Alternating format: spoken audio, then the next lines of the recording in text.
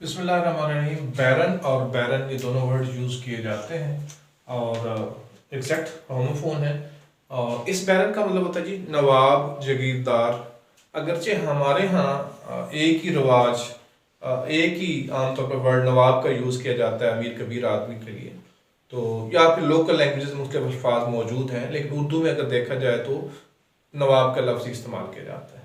लेकिन इंग्लिश में बाकायदा इनकी कैटेगरी है, ये सोशल रैंक है और फिर उसके मुताबिक उन्होंने ये भी अंदाज़ा लगाया हुआ है, इसमें कैटेगराइज इस तरीके से किया हुआ कि अगर इतनी ज़मीन, इतने असासे उसके पास हैं तो उसे हम बैरन कहेंगे, इतने हैं तो इसको हम काउंट कहेंगे। जैसे काउंट जूलियन का नाम सुना होगा आपने, जिसकी फीमेल काउंटेस होती। तो इसी तरीके से और इस तरीके से आगे मुख्तलिफ रैंक है। सोशल रैंक भी डिफरेंट है जो वहाँ पे ब्रिटिश कल्चर में इस्तेमाल होते हैं। तो बैरन जो है वो सोशल रैंक है इन इंग्लैंड। जैसे मैंने पहला सेंटेंस यही बताया ताकि बैरन को क्लियर कर लिया जाए कि बैरन क्या होता है। Social rank in England. He was a son of a baron Rothschild. Rothschild baron nawab है, उसका वो बेटा है। तो ये मैंने फर्जी नाम यहाँ पे डाला है, यानी कोई भी बैरन हो सकता है। ठीक है जी, तो जो इंग्लिश ट्रेडिशन के मुताबिक उसका नाम यहाँ डाला जा सकता है। तो बैरन से मुराद वो नवाब है। She belongs to a family of barons. वो उसका ताल्लुक नवाबों के ख़ानदान से। अगर पाकिस्तानी पॉलिटिक्स में देखें तो आला मलिक, सुमेरा मलिक, नवाब ऑफ कलबा की जो है नवासियाँ हैं, तो they belong to the family of barons, नवाबों के ख़ानदान से ताल्लुक है।